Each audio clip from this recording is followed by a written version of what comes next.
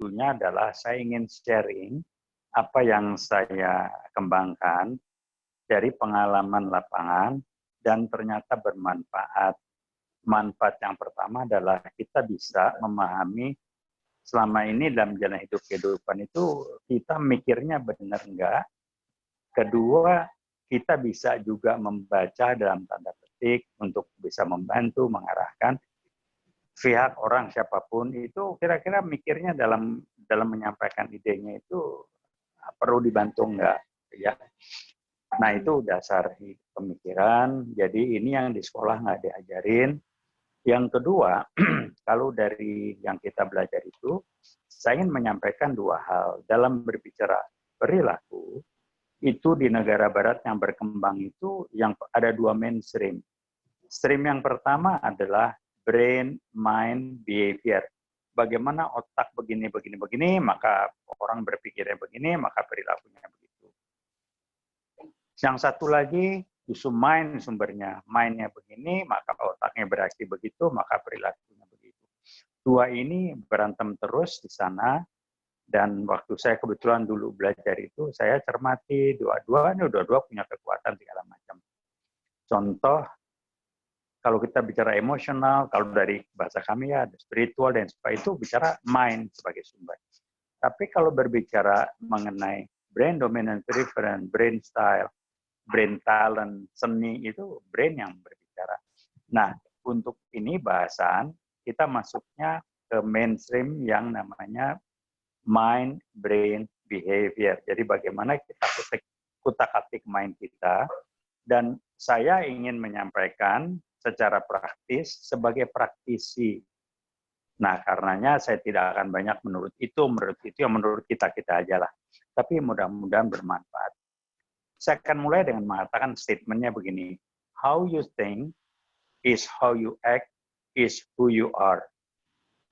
Jadi, intinya kualitas siapa kita akan terlihat dari kualitas perilaku kita. Nah, kualitas perilaku kita adalah cerminan dari kualitas bagaimana berpikirnya kita. Nah, saya ingin menyamakan kontribusi lah ya. Berpikirnya kayak apa sih yang saya maksudkan? Saya sebutkan berpikir manajemen. Manajemen bukan manajemen menurut buku, tapi saya ingin berpikir manajemen dengan manajemen yang bukan menurut buku. Maksudnya begini, kalau kita berbicara manajemen, kalau buku kan bilang, what is management? Management is getting things done, bla bla bla, segala banyak lah contohnya. Dengan manajemen menurut buku itu, kalau kita tanya mismanagement apa dong? Jawabnya rada susah. Mari kita pakai management is getting things done through and with other people. Mismanagement apa? Getting things done not through. Pakai not aja modelnya. Nah, saya nggak mau berbicara itu. Saya ingin mengatakan, yang saya maksud dengan manajemen adalah suatu proses berpikir, siapapun harus melakukannya. Yang logis dan sistematis untuk mencapai tujuan yang sudah kita tancap di awal sebelum kita melakukan sesuatu, dengan menggunakan sumber daya secara efektif dan seefisien mungkin. Dalam aplikasinya, kalau kita berinteraksi dengan manusia, maka tolong rasa dimanfaatkan sebagai ujung tombak agar bagaimana proses berpikir kita itu menjadi efektif.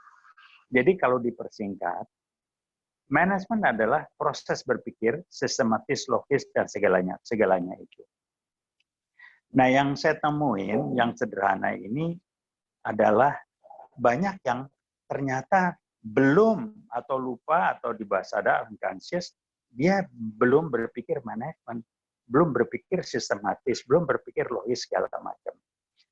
Jadi misalkan, kenapa disebut manajemen itu proses berpikir logis dan sistematis yang siapapun hidup kita pun harus pakai itu. Saya mengatakan contoh, kenapa sih kita bangun tidur, mandi dulu baru ganti baju? Kenapa nggak ganti baju, terus ke kamar mandi, lepas baju, mandi lagi, kan nggak logis berpikirnya. Kalau Pak Rocky Gerung bilang tidak pakai akal sehat atau logika akal sehatnya kurang optimal, kira-kira gitu. Nah, Sebagai contoh, kenapa dikatakan manajemen berpikir logis, praktis, segala macam itu, adalah suatu keharusan sebelum kita melakukan apapun, tolong dipastikan dulu apa yang kita mau capai, tujuannya apa. Jadi dalam berpikir logis dan sistematis dan segalanya itu adalah untuk mencapai tujuan. Tujuan sudah ditetapkan di awal. Jadi sebelum kita melakukan sesuatu, kita sepakati dulu tujuannya apa. Sambil contoh hari-hari yang, kadang-kadang saya prihatin, misalkan ya, saya ngomong ke beberapa teman, nih di grup-grup WA, ada grup pengajian, grup apa, saya sampai bilang, di grup-grup itu tiba-tiba muncul atau bermunculan ustadz dan ustazah baru yang kerjanya di web itu ngasih ceramah, ya sih boleh-boleh aja. Sehingga saya tanya tujuannya web ini apa. Tadi nerusiannya kan jelas, no sara, no politik itu jelas, itu barrier-nya. Tujuannya tadi dikatakan jelas, mengembangkan ini, mengembangkan itu. Ini kan berpikir yang jangan berbicara means, berbicara cara, berbicara tools, kalau kita tujuannya belum sepakat. Nah, tanpa sadar, banyak saya temuin, kita sudah berdebat, berbicara mana cara yang paling baik, padahal tujuannya belum disepakati, atau tujuannya ternyata belum satu bahasa. Sehingga saya mengatakan berdebat sampai subuh juga nggak akan ketemu. Karena kalau sudah berdebat itu, tanpa adanya kesepakatan, kesamaan dan tujuan, adu logika aja semuanya benar juga kalau pakai logika. Cuman mana yang paling benar? Ya kita kan harus kaitkan dengan tujuan. Nah ini yang saya lihat dalam praktek sehari-hari, kita enggak kadang-kadang seringkali lupa. Ini yang gampang betul, tapi seringkali kita lupa. Contoh misalkan di rapat, kita berdebat habis, mencari pilihan yang terbaik, cara yang terbaik untuk melakukan sesuatu. Padahal apa yang kita mau capai dalam melakukan sesuatu itu belum disepakati. Sehingga dikatakan, jangan bicara mean, cara, kalau ends-nya belum jelas, belum sepakat. Karena cara atau means adalah untuk mencapai ends. Tadi kan kita berpikir logik dan sistematik. Itu kan tidak logik kalau tujuannya belum jelas, kita sudah berbicara cara. Cara itu nggak logik. Nah, kenapa berpikir sistematis? Ya tujuannya dulu dong, baru kita ngomong caranya dan lain sebagainya. Ada batasan, ada ini, itu kan seperti itu. Baru kita bisa berbicara kenapa di manajemen proses ada planning, organizing, dan sebagainya. Tapi kita nggak ngomongin buku lah, itu definisi buku.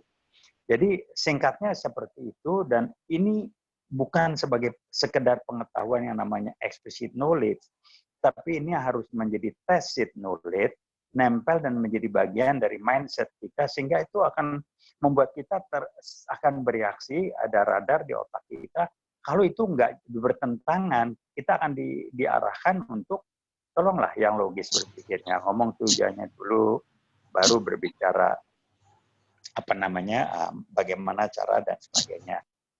Nah ini kan kembali lagi ke kita.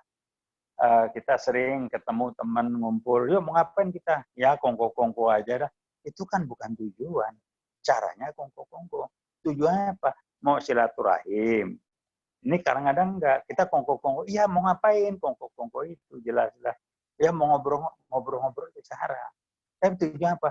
Ingin kangen-kangenan, itu yang seringkali orang lupa langsung masuk ke cara dan berdebat sehingga menjadikan cara sebagai tujuan. Nah ini aja sih yang saya sampaikan. Nanti lewat diskusi, mudah-mudahan kita bisa lebih memperjelas apa yang saya sampaikan.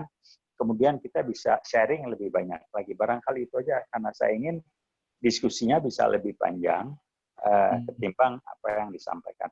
Ini nggak ada menurut kita lah, karena menurut saya logikanya sama semua orang.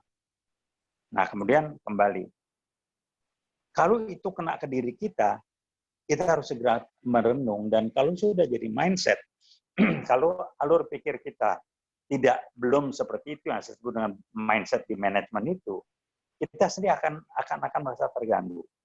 Nah, kalau orang lain, kembali saya mengatakan, dia lupa menggunakan mindset manajemen dengan berpikir logis dan sistematis dan sebagainya itu, ya dengan cara yang bijak, ya kita ngasih tahu dialah, yuk sepakati dulu tujuan. Saya ngalamin ini banyak betul. Contoh ekstrim. Beberapa waktu lalu, waktu ada grup diskusi di UI, waktu saya masih aktif ngajar, itu ada guru-guru besar, ini segala macam. Itu sama aja tuh. Sampai saya bilang, kita ini ketemu mau ngalor ngidul, ngobrol, berdebat. Enggak, kita mau tujuan apa? Baru pada diam, baru pada berpikir. Dan ini bukan sekali. Di berbagai kelompok ada juga ketemu. Sehingga saya sampai pada kesimpulan, oh ini ada yang mendasar, yang perlu diingatkan dan disadari, dijadikan pegangan bareng-bareng. Ini bukan masalah kita sekolahnya apa, kita nggak pinter. Kok ini melatih untuk kita berpikir logis dan sistematis, dan seterusnya itu. Dan jangan menggunakan sumber daya yang kita nggak punya atau kita nggak mampu memanfaatkan. Sehingga kita jadi berangan-angan segala macam. Yang lain lagi, kalau tujuannya jelas, kita nggak cuma jadi orang yang ngomong doang.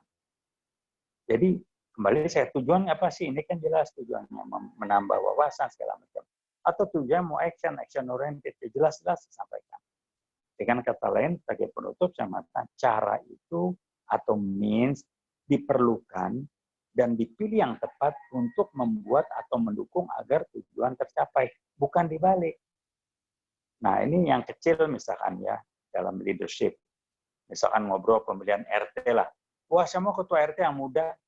Nah, ini kan tujuannya apa? Kenapa selera yang keluar? Ini kecil-kecil loh. Saya mau rumah saya kayak begini.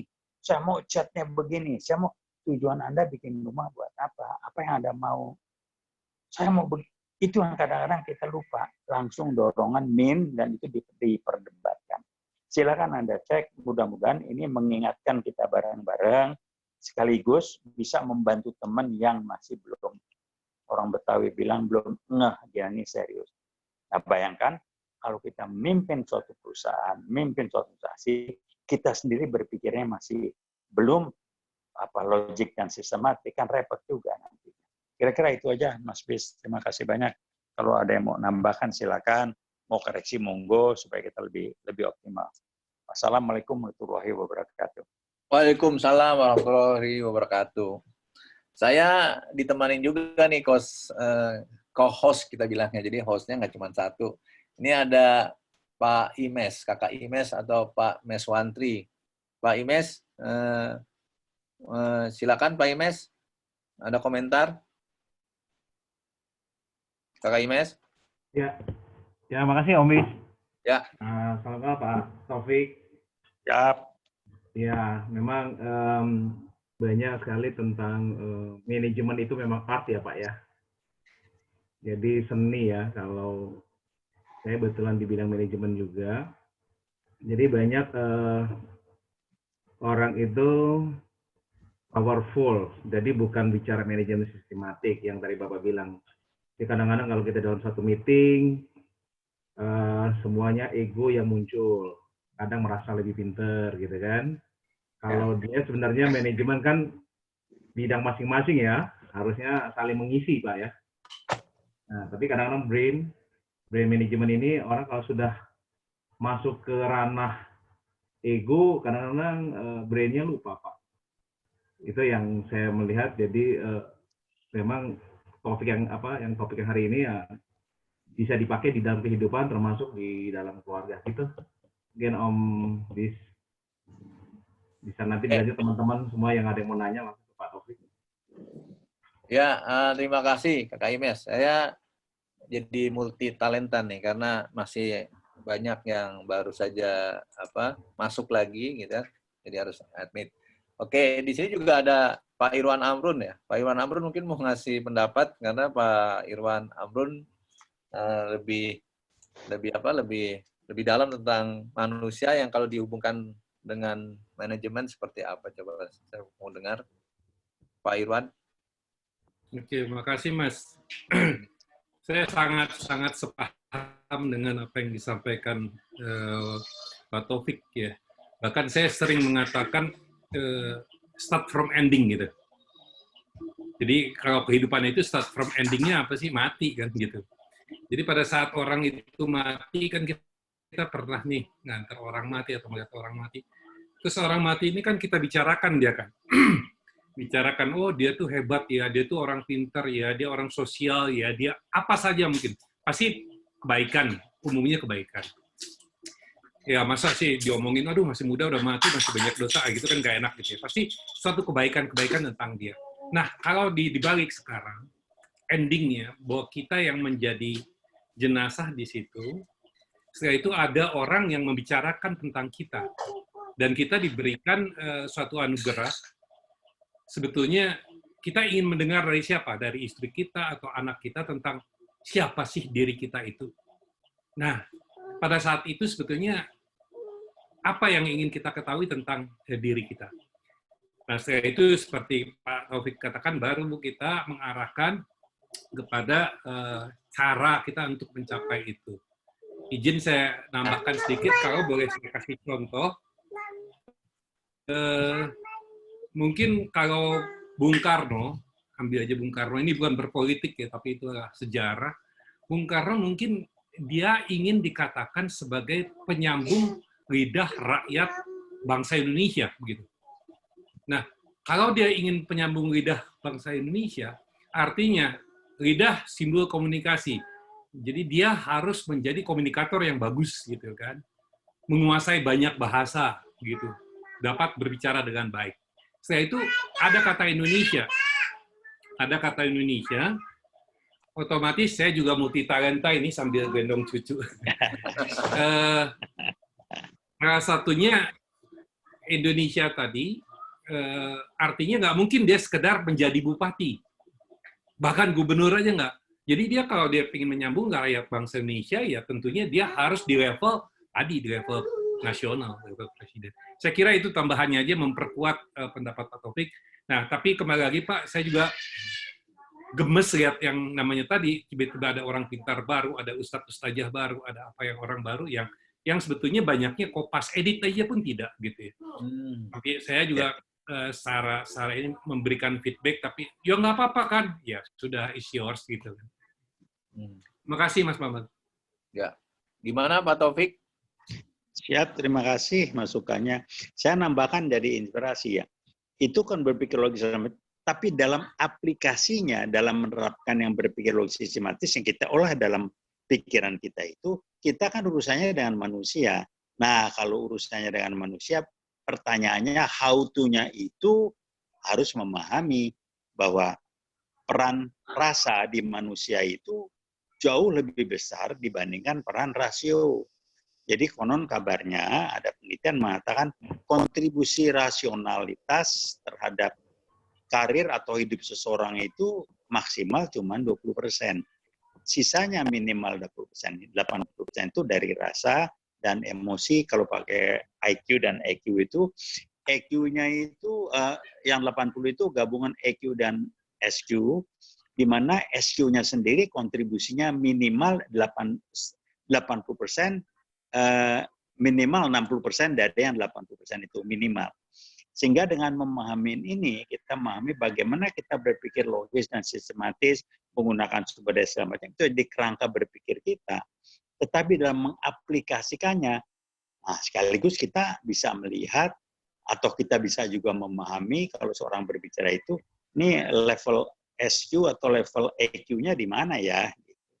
Jadi kita bisa memahami orang, oh dia ngomong gini, kira-kira emang EQ-nya levelnya di sinilah. Kalau gini ngomong gini ya SQ-nya di sinilah gitu. Contoh misalkan,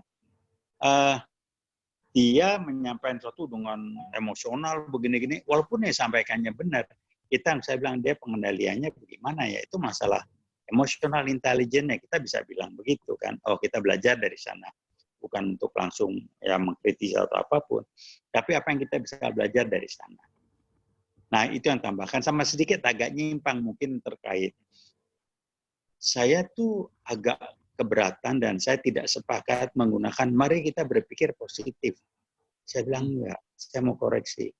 Berpikirlah yang cerdas-cerdas tentunya basisnya spiritual. Sebab kalau berpikir positif, saya bilang itu asal enak buat kita aja. Saya dimaki-maki orang, supaya saya nggak sakit hati, mari kita berpikir positif. Apa?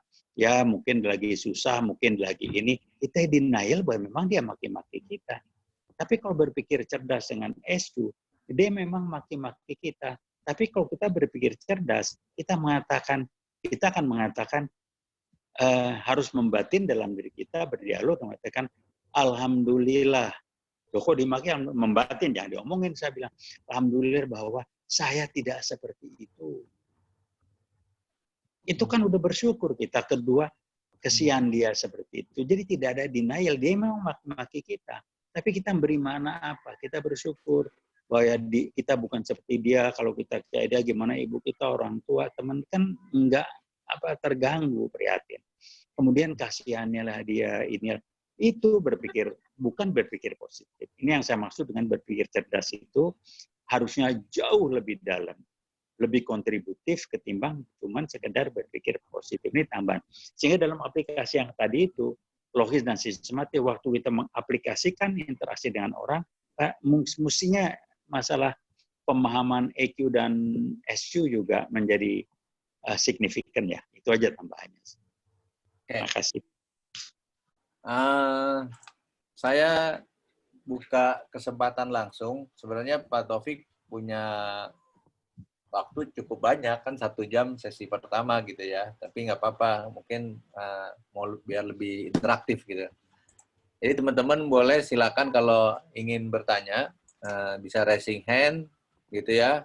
Bisa juga memberikan di chatting. Nih Bu Eka Yunita mau nanya katanya. Sebentar ya. Bu Eka, silakan Bu Eka. Ya, assalamualaikum semuanya. Waalaikumsalam. Ya, assalamualaikum Bang TB. Ya, saya manggilnya Bang TB. Siap. Iya, saya mau mengkaitkan dengan apa tadi belahan otak kiri dan kanan. Ya, kalau apa yang Bang TB sampaikan tadi sepertinya lebih ke orang-orang yang lebih banyak dominan menggunakan otak kiri. Nah, bagaimana dengan orang-orang yang menggunakan otak kanan gitu? Apakah kan kadang-kadang gini, orang-orang otak kiri itu kan yang semuanya serba plan ya, well planned gitu ya. Meeting jam sekian ini agendanya ini dan itu harus terpenuhi gitu.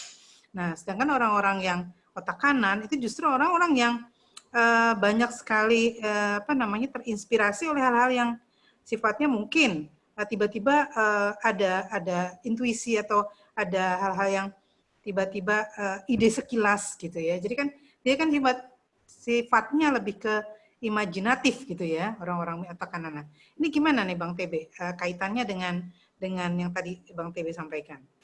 Baik, makasih nih Malek. Jadi kita bisa berkembang ya. Iya. Saya melihatnya begini.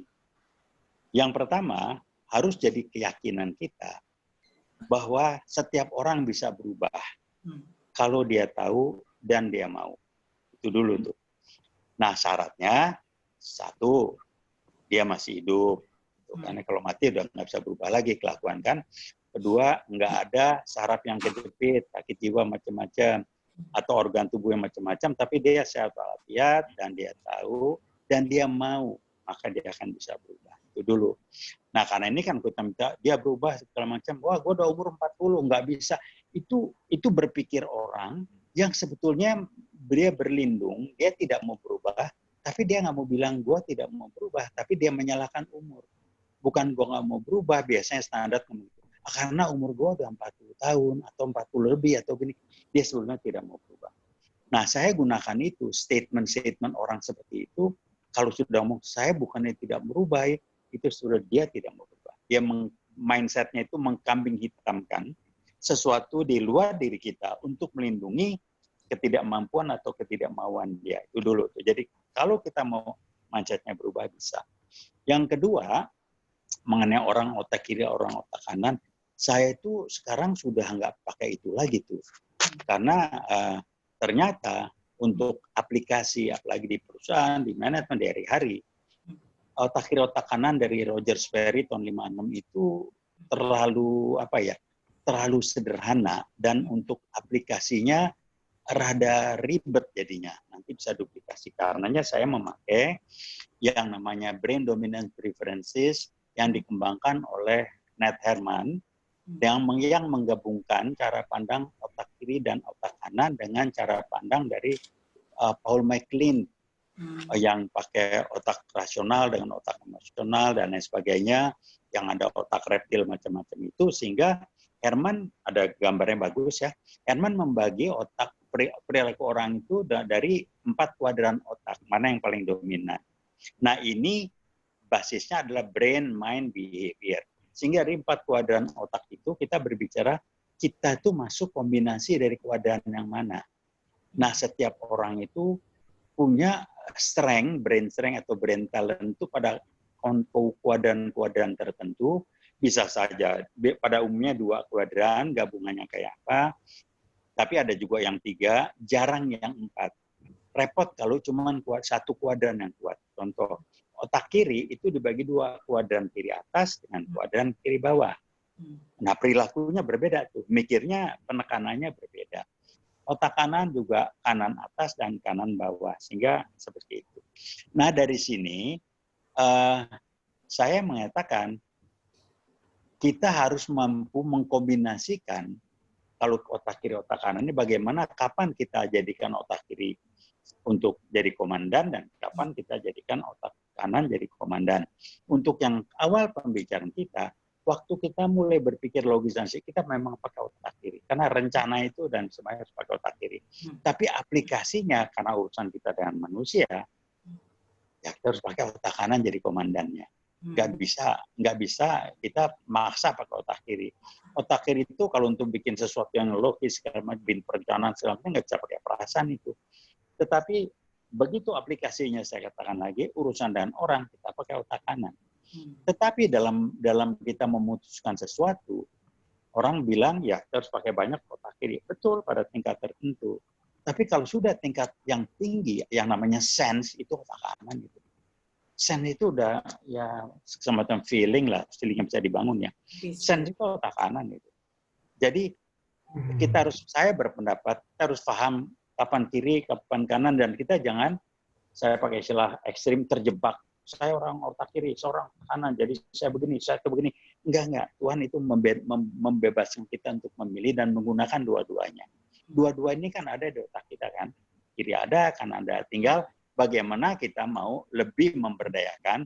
Kalau kita mengatakan, gue orang otak kiri, jadi kita nggak perlu otak kanan. Jadi kalau orang negur saya, Anda itu tidak berperasaan, gue orang otak kiri. Itu kan sudah nggak benar. Atau yang ini, wah Anda ngomong ini perasaanmu, pakai dong logika, gue orang otak kanan. Itu kan jadi nggak benar juga kan. Mari kita lebih bijak dan jujur pada diri sendiri. Tuhan memberikan otak lengkap. Kita harus tahu kapan pakai kiri, kapan pakai kanan, kalau pakai kiri kanan. Tapi kita memang menyadari ada kecenderungan yang Nathan bilang, preferences yang berbeda, yang tidak harus sama, yang tidak harus sama pada setiap orang. Nah, sebagai tambahan akhir untuk melengkapi diskusi, sehingga dikatakan apa yang membedakan seorang leader dengan seorang manajer, seorang expert, entrepreneur, mikirnya berbeda. Kembali mikirnya berbeda. Mikir beda dari mana? Karena brain strength atau brain preferences di otaknya berbeda. Kalau leader itu dia kuatnya di otak kanan atas sama kiri atas. Bisa juga leader kanan atas, kiri atas, kanan bawah.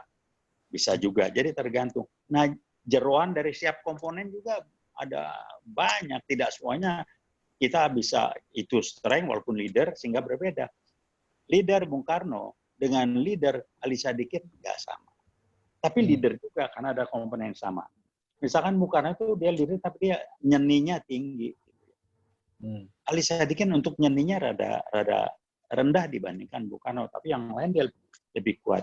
Sehingga saya sudah lama nggak pakai lagi tipologi, karena tipologi sih bagus-bagus saja hanya untuk mempermudah, tapi dalam aplikasinya kalau kita pakai tipologi kiri kanan segala macam itu akan membuat kita nanti waktu menerapkan berpikir manajemen itu kita bisa tanpa sadar kejebak pada belief yang kita bangun unconsciously. Itu aja sih tambahnya. Monggo dikoreksi, dilengkapi. Saya mungkin boleh tambahkan kali biar kita kan memperkaya wawasan ya, Pak TB ya. Siap. Memperkaya knowledge ya. Jadi saya sendiri beberapa di tulisan saya juga bikin tulisan mulai gitu kan manut ini nih, manut seniornya nih Pak TB nih. Jadi saya sering kali, mungkin Pak Taufik nanti bisa kasih masukan. Kita tuh kadang-kadang guru atau pembicara, narasumber sama audiens itu kadang-kadang lebih fanatik itu partisipannya, audiensnya. Jadi pada saat menerima konsep A, terus dengar dari pembicara yang lain konsep B, oh ternyata B lebih oke gitu ya. Terus si A itu salah, padahal dulu belajarnya juga sama yang si A. Jadi kalau menurut saya mungkin disinilah kita dituntut wise, untuk bijak dalam arti kata. Memang manusia itu dari kopdar diskusi sebelumnya juga kita memang manusia itu kompleks, jadi nggak sederhana seperti di engineering A kuadrat plus B kuadrat sebenarnya C kuadrat itu udah nggak bisa tawar-tawar. Kalau di sini kan nggak bisa begitu, 2 tambah 3 bisa 5, bisa bilangan yang lain gitu kira-kira. Jadi mempersingkat nih, perjalanan pencarian menghubungi apa sih pikiran, apa tuh otak itu kan masih terus berjalan. Ilmu neuroscience itu masih terus berkembang. Neuroscientist dengan jurnal riset dunia itu mereka akui belum sampai 20%. Jadi misteri dalam brain, dalam otak itu masih panjang. Tapi kecenderungannya adalah bahwa the whole brain. Jadi memang nggak bisa lagi kita tuh island tuh pulau-pulau. Oh, fungsi ini ada sebelah kanan atas, sebelah kiri bawah, atau segala macam sebenarnya. Tapi kecenderungan tuh mungkin ada. Jadi saya sering bilang, Roger Sperry itu nggak salah, otak kiri, otak kanan. Kalau nggak percaya, coba aja ada mayat jenazah meninggal itu dibelah memang ada hemisfer kiri, atau belahan kiri, belahan kanan gitu kan. Dan dihubungin secara fungsi, motorik, kanannya terluka, masalahnya di kiri, dia silang. Memang iya gitu.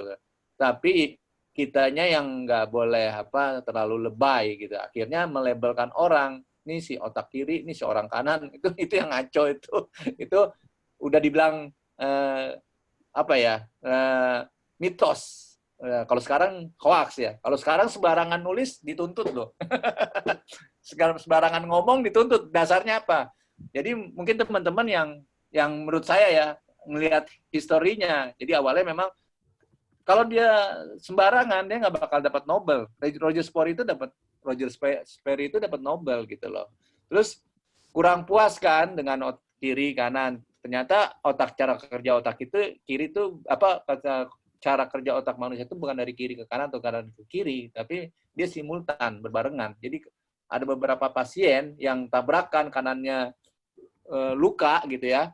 Itu fungsinya di recovery diambil alih sama yang kiri gitu loh. Jadi ada namanya di konsep neuroplastisitas, ada namanya neurokompensasi. Terus berkembang yang seperti Pak Taufik bilang, Nat Herman itu untuk memetakan lebih detail sebenarnya. Karena ukuran yang sebelumnya, kayak multiple intelligence itu sekarang diperagukan yang ada 9, karena dia hanya berdasarkan pengukuran brain imaging, yang lagi itu teknologi masih di luar doang, di korteks doang.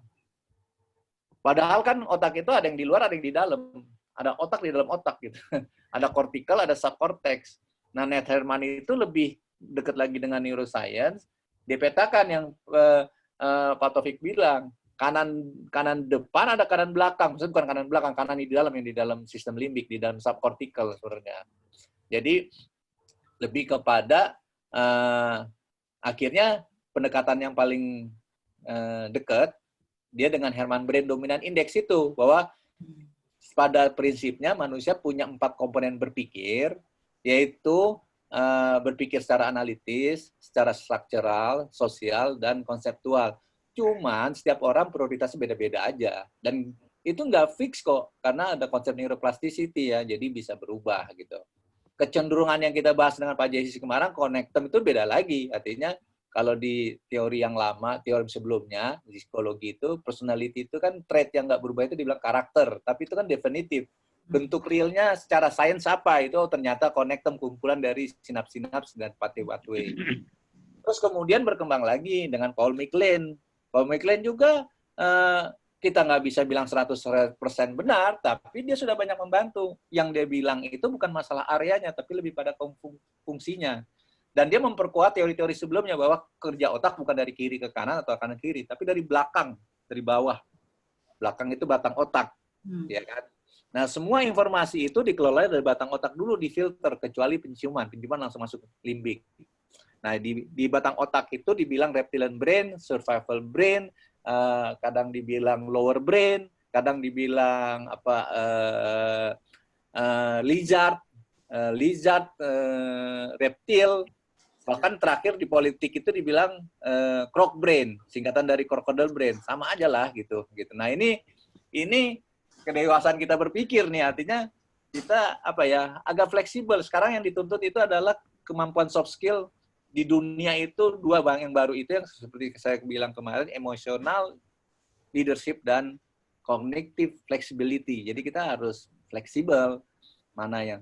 Jadi Paul MacLean juga nggak salah juga, dia kecenderungan fungsi bahwa orang dibagi 3, lower brain, middle brain, upper brain.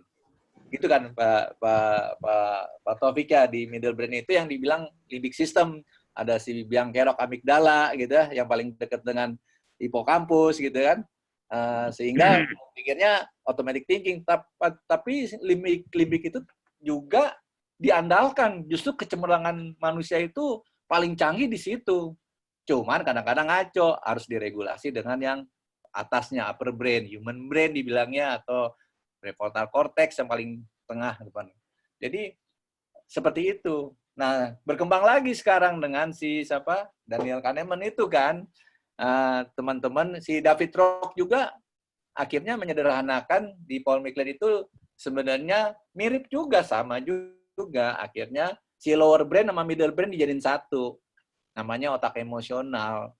Jadi si survival brain, batang otak dengan limbik itu jadi satu, dengan si cortex itu lebih terpusatkan prefrontal cortex. Jadi David Rock suka dengan menggunakan keseimbangan antara prefrontal cortex dengan limbik, antara rasional dan emosional. Karena sifat energi listrik otak itu berkeseimbangan. Jadi kalau misalnya limbiknya lagi nyala, amigdala hijack, lagi marah, nggak bisa orang itu dituntut untuk berpikiran sehat, wong energi listriknya lagi masuk ke dalam. Caranya gimana? Jeda, ambil napas, satu napas, supaya dia reda, otomatis prefrontal cortex bisa berpikir. Nah, tapi nggak bisa juga cuma itu, ternyata kompleks. Misalnya social brain, masalah spiritual, akhirnya dicari lagi. Akhirnya yang terakhir itu si Daniel Kahneman itu bikin sistem 1, sistem 2 sama tadi ya, yang depan belakang, tapi kesemuaan, the whole brain. Jadi cara kerja otak itu nggak island, dia saling terkaitan. Jadi kan electrical circuit. Jadi sekarang pendekatan network electrical synapse itu yang bakal ke arah sana, neuroscience modern itu. Jadi makanya course-nya ada di proses sinaps. Jadi dia membahas lebih banyak prasinaps, synaptic process, sama postsinaps. Di situ itu yang banyak di situ di dalamnya ada neurogenesis, artinya selain yang mati, neuron banyak juga yang hidup baru, kompensasi di situ. Jadi artinya kita seperti sirkuit. Memang kompleks kok, jadi nggak bisa disederhanakan seperti itu. Dari saya sih itu sih, Pak Taufik. Mungkin Pak Taufik. Siap, saling memperkaya. Saya barangkali nambahkan dari yang Mas Fis ngomong ya, aplikasi yang tadi berpikir logis sistematis, mana tujuan, mana cara itu. Misalkan ya sekarang ini kita belajar banyak begini. Kita begitu banyak punya pilihan. Apakah mau pakai dari perspektif dengan pendekatan ini atau pendekatan itu, tinggal kita yang memilah-milah dan memilih pendekatan itu kan cara ya, atau disiplin apa itu kan cara. Mana yang paling pas, mana yang paling cocok, mana yang paling efektif, yang paling pas untuk kita pakai mencapai tujuan kita. Jadi kalau misalkan punya masalah yang kayak kelakuan orang begini-gini, nah kita mau pakai cara mana, dilihat dari kecerdasan spiritual, emosional, atau dari segala macam itu kita menentukan. Karenanya dengan berpikiran tadi logis dan sistematik itu, saya biasanya memanfaatkan untuk diri saya, untuk saya tidak terjebak ngotot ngeyel bahwa cuma ada satu cara yang benar. Enggak, cara lain banyak. There is many way to Rome, kira-kira begitu. Nah, dengan kita memahami bahwa means itu begitu banyak, asal jelas end-nya, tujuannya, kita bisa memilih dan memilah mana yang paling cocok, paling fit untuk kita pakai. Kalau enggak kan, ya jungkir baliknya jadi enggak jelas lagi. Nah, kembali hal-hal menerapkan yang simple ini, mana means, mana ends itu sangat luas, dan saya juga kadang-kadang, oh iya, tujuannya ini gitu. Nah, kembali ke tadi, mana brain, mana mind. Komentar saya, mana what is brain, what is mind, I don't mind. Saya belajar dan mengembangkan brainware management system. Buat saya ya top lah. Tapi saya harus jujur mengakui bahwa dia tidak bisa menyelesaikan semua masalah. Ada yang lain yang harus saya pelajari. Nah, untuk itu kan di sini kita berperan sambil mengukur. Saya mau jujur nggak? Saya mau nerima nggak? Itu kan kita berbicara spiritual intelligence. Kalau dalam bahasa yang lain sebut kita yang akan menggambarkan, kita punya growth mindset atau kita punya fixed mindset. Orang yang punya fixed mindset, orang yang tidak mau berubah, pokoknya itu kan gambaran dari kecerdasan spiritualnya bermasalah. Ya. Mari kita selalu belajar dengan growth mindset supaya kita menjadi orang yang disebut punya learning mental, mindset pembelajaran yang mau dengar, mau ini, bahwa cocok nggak cocok sama kita untuk menyelesaikan masalah kita itu soal kedua, tapi banyak alternatif atau selalu mendengar dan belajar banyak. Itu sih tambahan dari saya, Mas Fitz. Ya, itu sebenarnya sejalan Pak Taufik, karena neuroscience itu secara sainsnya membuktikan oh ternyata benar yang seperti Pak Taufik bilang, artinya kalau kita growth mindset membuka diri, justru koneksi sinaps itu kan makin kaya, karena itu dibuktikan Einstein itu volume dan berat otaknya tidak di bawah rata-rata justru, tapi interconnection sinapsnya itu kusut rame. Artinya dia fleksibel, dia bisa memperkaya. Tapi bukan nggak punya pendirian ya, beda lagi nanti nih. Nanti Pak Taufik bisa ngomong belief system, ngomong spiritual, dan seterusnya. Sebelum saya lanjutkan, ini sudah mulai ada pertanyaan. Sekarang sudah terhubung 15 ya partisipan. Di sini dibilang menarik apa yang telah disampaikan. Ya. Pengalaman saya berkaitan dengan kecenderungan pola pikir tiap orang di organisasi yang nampaknya perlu dikenali terlebih dahulu. Apabila ada yang mengajukan ide mulai dari tujuan, dalam kurung visi atau big picture yang biasa lahir dari seseorang dengan kecenderungan pola pikir abstrak atau konseptual, tutup kurung, maka belum apa-apa seolah-olah sudah dipertentangkan, dipertanyakan, atau terkesan dibenturkan dengan hal yang detail. Membuat seolah hal besar tadi tidak mungkin dicapai. Padahal end goal atau visinya saja belum coba dipahami. Bagaimana proses learning organization sebaiknya dijalankan? Nah, ini pertanyaan nih. Ini dari Pak siapa nih? Kayaknya dari Padang ini ya, Pak siapa? Di sini ada tulisan. Gimana Pak? Pak Taufik silakan. Kalau ngomong learning organization, sebetulnya kita kan berbicara mengenai learning culture. Learning culture adalah suatu budaya di mana orang-orang itu semua, bukan semua, di mana orang itu digerakkan untuk selalu membangun yang namanya growth mindset. Selalu mau continuous learning. Sehingga dia akan mengatakan, dan orang-orang seperti ini akan selalu mau mendengar, menerima masukan sesuatu yang baru, dan belief yang dibangun itu bukan belief yang pokoknya. Karena sumbernya di belief yang pokoknya. Kalau beliefnya sudah pokoknya, sudah sampai conviction, itu kita nggak akan ada gunanya meyakinkan atau membuat orang itu untuk belajar, dan belajar itu kan berubah ya. Kenapa? Karena udah orang belief sudah pokoknya, itu kalau bahasa bukunya disebut, belief yang itu disebut, we see what we are supposed to see. We see unclearly or not at all that something that doesn't fit into our current paradigm. Jadi kalau udah belief yang pokoknya itu, kalau ada masukan, suruh belajar, berubah, dia nggak mau nerima, dia nggak mau dengar. Karena nggak sesuai dengan apa yang ada di pikirannya dia. Pokoknya begini. Nah, kalau sudah sampai situ, pengalaman saya menunjukkan, ini dari belajar dari pengalaman ya, makin kita kencang meyakinkan dia, makin kencang dia resisten. Jadi dia apa? Ya saya bilang diamin aja lah sambil didoain, nggak ada guna. Nah ini dengan memahami kerja mindset itu, kita kembali ke awal. Tujuan lu mau meyakinkan dia, atau tujuan lu membuat dia mau berpikir lebih baik.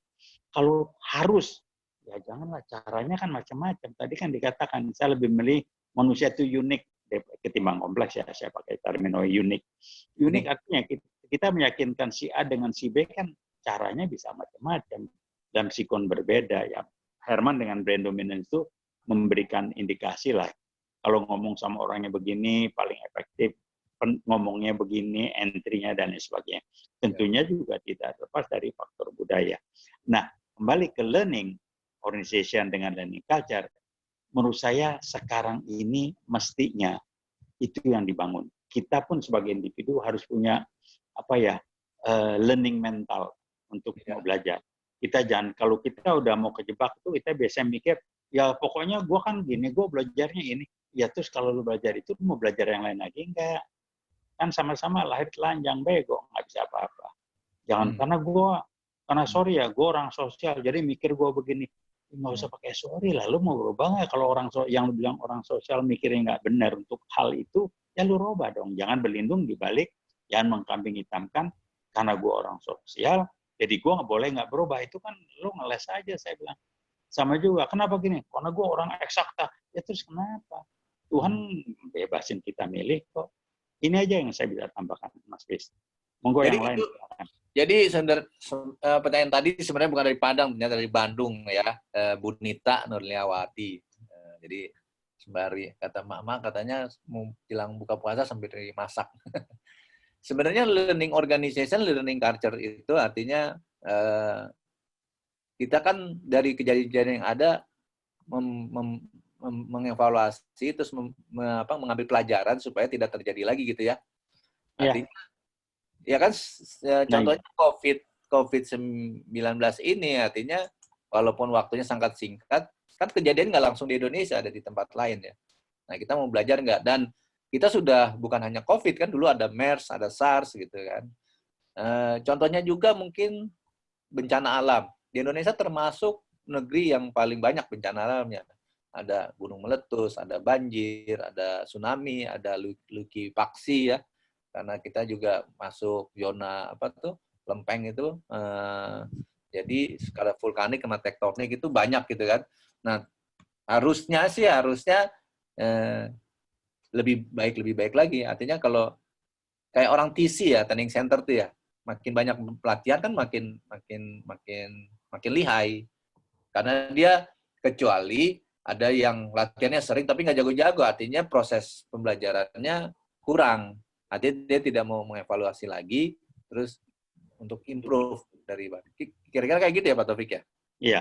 Nah ini ngomong learning nih ya, kalau kita ngambil, kalau saja boleh dan dianggap representatif, sampling dari beberapa kota, katakanlah Jakarta yang orangnya susah benar dibilangin, untuk COVID ini kan masih ngumpul, masih ini, masih begitu.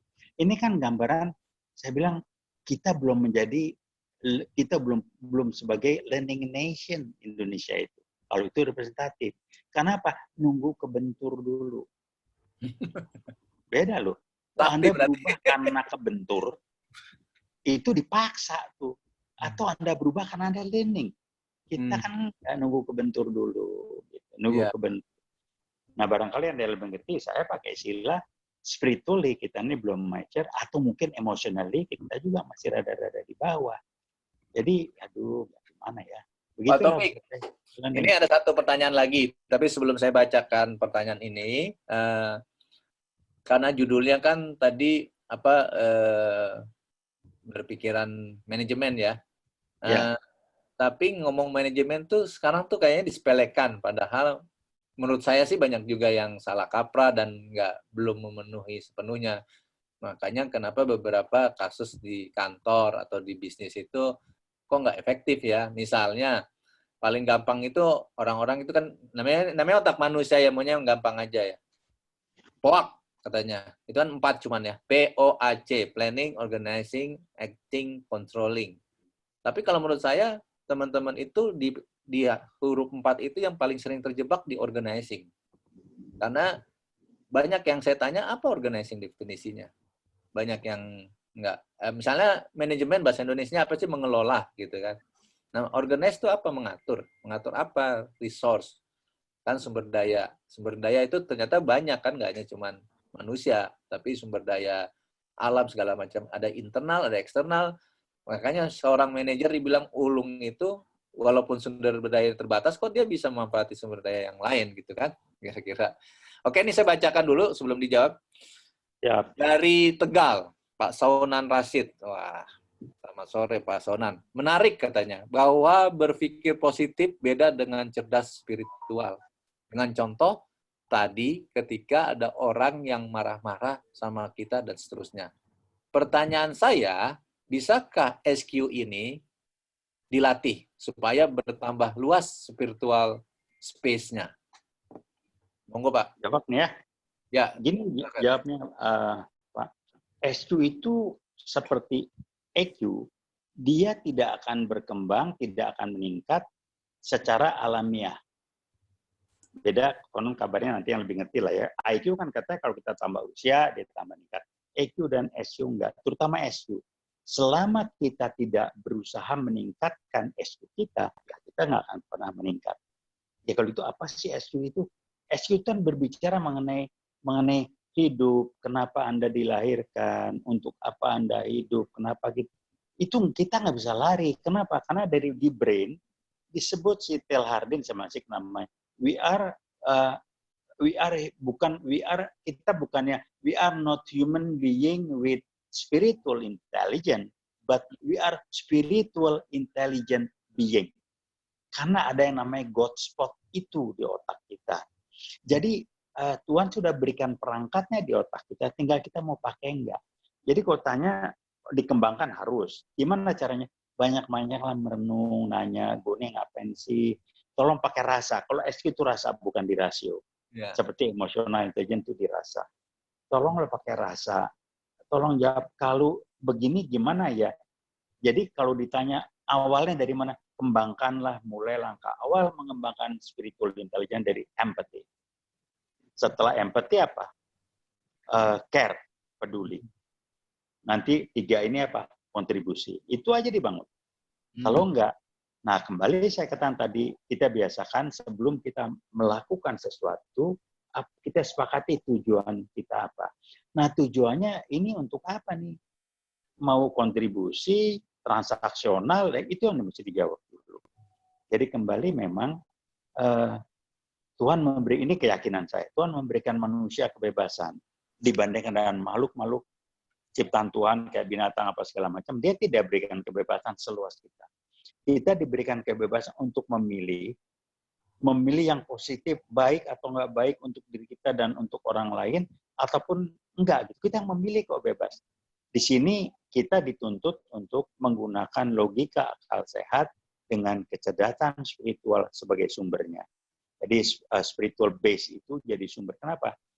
Saya sebut secara gampang, kecerdasan spiritual ada kecerdasan berbasis hati nurani. Itu yang paling nggak bisa dibohongin, yang paling lempeng.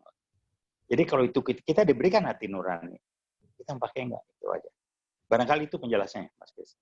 Bagaimana, Pak Saunan? Sudah puas belum jawaban dari Pak Taufik? Pak Saunan, monggo. Pak Saunan. Siap, sudah. Halo. Ya, gimana? Puas nggak jawabannya? Ya, terima kasih. Masih menarik. Jadi kata kuncinya tadi empati, care, kontribusi. Luar biasa, ya, Pak Taufik. Mulai dari sana, Pak. Betul, mulai dari itu aja. Nanti ngembang kok. Baik. Ini praktis ya, bukan kata buku, nih kata saya aja pengalaman. Ya. Saya kalau tren-trennya SU, saya mulai dari sana. Kita assess dulu, kita ini. Tapi syaratnya satu, Pak, ya. Orang bisa berkembang, terutama SU, kalau dia itu tahu bahwa dia SU-nya kayak Anda nih. Bukan berkembang. Anda tahu nih, pasti ada yang kurang. Dengan kita tahu, kemudian kita jujur ngaku bahwa kita masih punya kekurangan, itu udah naik, Pak. Tapi kalau kita tahu terus bilang soalnya, udah berhenti, Pak. Orang kalau ngomong soalnya, masalahnya bukan saya nggak mau, itu sama juga dia bilang, gua nggak mau berubah. SU tidak akan berkembang, Pak. Jadi itu kok kunci, denger orang ngomong aja. Anda mau Pak, siapa yang nggak mau SQ bla bla. Kenapa gini? Masalahnya Pak, soalnya ini bukan saya nggak mau. Itu sebetulnya dia nggak mau. Itu ngerti saya main, itu udah pengalaman lapangan saya mengatakan orang ini ujungnya apa Pak? Dia tidak mau berubah, tapi tidak mau disalahkan. Dia mengkambing hitamkan sesuatu yang dia bilang bukan gua nggak mau, masalahnya. Nah itu yang jadi kambing hitam. Tanpa sadar dia menjadi orang yang dependen. SQ kan bukan membuat kita dia orang punya prinsip, itu aja. Prinsip yang baik ya. Jadi gimana? Ya, silakan. Ya, kayak yang barusan kita bicarakan ini setiap hari ternyata kita temukan gitu. Jadi nggak di kantor, nggak di rumah. Jadi orang-orang yang pokoknya seperti itu tadi kan. Jadi ketika kita mau melanjutkan sebuah pembicaraan itu menjadi mentah gitu gara-gara belum apa-apa udah ambil kesimpulan, belum apa-apa udah misleading kayak gitu kan Pak. Jadi kita ketemu banyak sekali orang-orang seperti itu. Jadi sebaiknya gimana Pak? Jadi menghindar aja atau gimana cara mendrive supaya balik lagi gitu, gimana Pak Taufik? Nah, salah satu, saya pakai istilah hukum ya, di NLP itu mengatakan, yang saya belajar Anton Robin, jangan merubah sesuatu yang kita tahu persis nggak bisa dirubah dan nggak ada gunanya dirubah. Itu dulu. Tapi saya mengatakan, kalau sudah begitu, yang kita lakukan, ya cobalah dengan cara sebaik mungkin kita mengingatkan dia untuk supaya dia bisa berubah dengan cara yang dia tidak merasa diajarin gitu ya. Kalau juga nggak bisa, saya suka ditanya tuh kalau ditanya, nggak mau juga gimana Pak? Ya langkah pertama Anda berdoalah supaya Tuhan membukakan hatinya. Kalau nggak juga, ya Anda sumpahin, panggil dukun, suruh disantet. Ketiga, tengah malam gebukin aja sebelah itu. Habis nggak mau berubah, betul Pak. Nah, kenapa nggak mau berubah? Dia melanggar yang tadi Pak. Tidak berpikir manajemen. Dia nggak tahu tujuannya apa Pak. Itu sebetulnya kuncinya. Coba ditanya tujuannya apa, pokoknya. Dia yang berpikir manajemennya nggak benar, balik lagi ke sana Pak. Itu nyebarnya kemana-mana mikir manajemen itu yang kayaknya cuma sepele itu, waduh kemana-mana Pak. Coba orang nggak mau berubah kenapa? Tujuannya dulu ya Pak. Tujuannya dulu apa ya, sih Pak? lo nggak mau berubah? Kenapa lo ngeyel? Nah, itu kan ngeyel itu kan means. Nanti ya itu emosi lah. Ya tujuan lo apa? Itu aja dipegang. Uber ke tujuan. Jadi kalau saya bisa mengatakan oke, dengan halus apa itu tujuannya apa sih kita nih mau diskusi ini. Gua nggak mau berdebat, asal jelas saja yang Anda maksud berdebat apa, klarifikasi. Itu tujuannya apa? Debat kan cara. Jadi debat jadi tujuan kan. Itu aja sih. Jadi tujuan sama cara nih aduh simple, tapi ngejebaknya banyak benar. Hati-hati aja kita. Terima kasih, semoga bermanfaat. Ini ada pertanyaan lagi dari Mas Bobby. Pak TB, saya setuju dengan Pak TB katanya.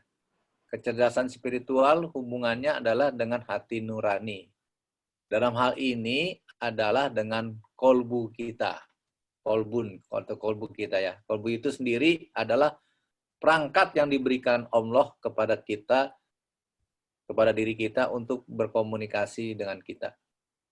Monggo Pak, dijawab Pak. Saya setuju banget Pak. Saya lagi habis COVID lah, saya akan merusak kita lagi Pak. Bagaimana peran yang tidak terlihat ini, peran dari keimanan kita, terus bagaimana kolbu kita, hati nurani terus akan muncul ke spiritual capital, sehingga munculnya nanti bagaimana yang nggak kelihatan Pak, kolbu, hati nurani itu, taunya dari mana sih kita? Lihatlah dari kecerdasan spiritual dia. Kalau itu bisa diukur. Dari mana kalau kita nggak ukur? Lihatlah dari perilaku dia. Apakah perilakunya rahmatan lil alamin, kontributif, bermanfaat, atau enggak? Itu aja Pak. Jadi kalau ada orang yang maaf ya, transaksional, semuanya dihitung dengan untung rugi, materi atau non materi, ya itu udahlah, itu dia nggak pakai spiritual intelligence, dia nggak pakai hati nurani, kolbunya nggak jelas. Jadi ya kita ngerti gitu.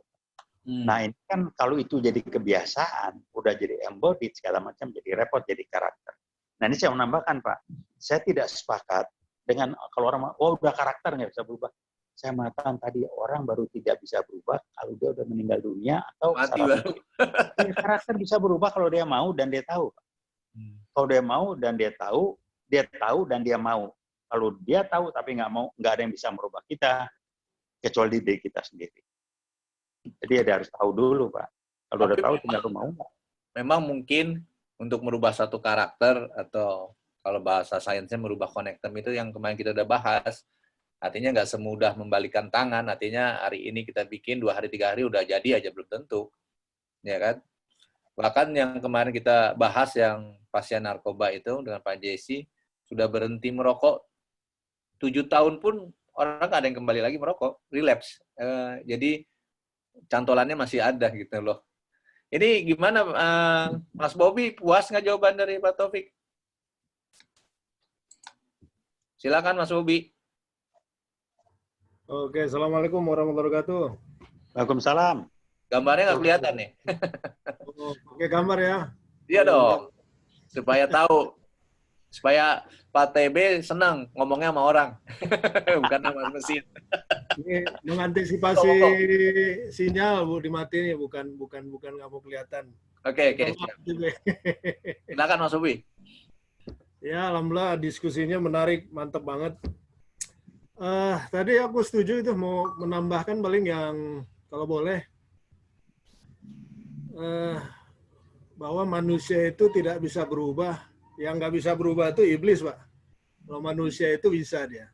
Bisa ya. Nah, ada ayatnya itu buat mungkin bahan bagi kita itu al-haqqu min rabbik.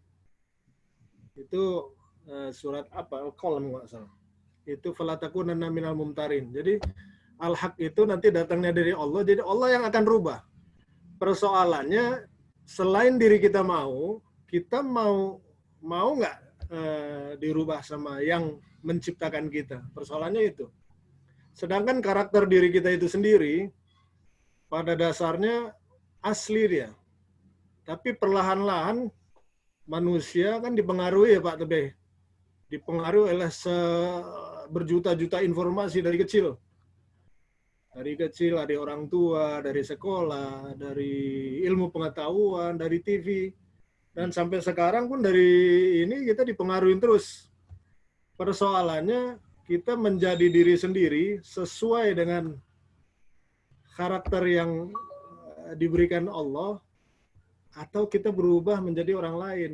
Nah, di sini mungkin diperlukan ilmu kecerdasan spiritual untuk mengembalikan diri kita kembali kepada on the right track, sehingga kita mengerti siapa diri kita, apa yang mau kita lakukan, apa tujuan kita. Mungkin gitu kira-kira. Sekian dulu deh, nanti terlalu lama. Ya, mantap. Gimana Pak TB? Ya, wah makasih nih. Saya tuh senang begini ya. Yang tadi itu senangnya begini. Kita cerita gini-gini, baru kita bilang, ini ada suratnya, ini ada ininya. Dia justifikasi untuk gongnya. Yang saya nggak suka, belum udah ngedorongin ayat, dorongin ini. Dia tidak mampu memberikan argumentasi yang dengan logika akal sehatnya dulu. Tapi karena nggak bisa langsung, ayatnya nih mesti begini. Lah kan nggak begitu kan. Saya sepakat betul. Saya sepakat. Nah kemudian kalau saya pakai istilahnya mengenai karakter ya, ini ada dari saya sisir dari Buddha. Buddha tuh bilang begini, what's your thought? It's become your word. What's your word? It's become your behavior. Your behavior. What your behavior? It's become your habit. Kalau dari habit ini dia mengatakan, it's become your character. Nah, karakter ini akan menentukan your destiny. Sehingga dia mengatakan nasib orang itu sebetulnya kita yang bikin, kata Buddha nih. Lewat dari berpikir kita yang akhirnya jadi karakter. Karenanya, ya kalau kita yang bikin, lu mau berubah nggak? Jadi orang sering bilang, bukan nggak mau berubah, Allah belum ngizinin gue berubah. Ya nyalain Tuhan lagi. Saya bilang, lu yang nggak mau berubah. Lu ngasih kita kebebasan kan gitu mikirnya ya. Ya bahwa dia bisa intervensi sih boleh, tapi lu jangan ngatur-ngatur kapan Allah intervensi, lu dulu rubah, lu dikasih kebebasan. Saya mikirnya gitu. Saya sepakat. Terima kasih Anda bilang. Saya baru jadi belajar tuh. Ada ayatnya memang Manusia itu harus berubah kalau mau ya. Tapi benar nggak nih, Pak? Tuhan kan nggak maksa orang kalau dengan mau berubah juga ya. Lu rasain aja nanti kan gitu. Benar nggak? Iya kan ya? Kalau bahasa barunya sekarang, Pak TB, bahasa modernnya, you are your connectum. Jadi gitu, change your brain, yang lu bangun sendiri ya. Ya, change your brain, then change your life. Nah, sekarang masalahnya kan instruksinya siapa gitu. Makanya kita mau dikendalikan oleh pikiran kita atau kita mengendalikan pikiran kita. Ya. Ya Nah, kan? di bahasa saya dan di Quran pun kalau nanti bisa ditambahin dari juga tadi sama Pak Bobi, di Quran kan berkali-kali disebut bagi kaum yang berpikir. Nah, bagi kaum yang berpikir kan. Ya, otaknya dipakai. Betul.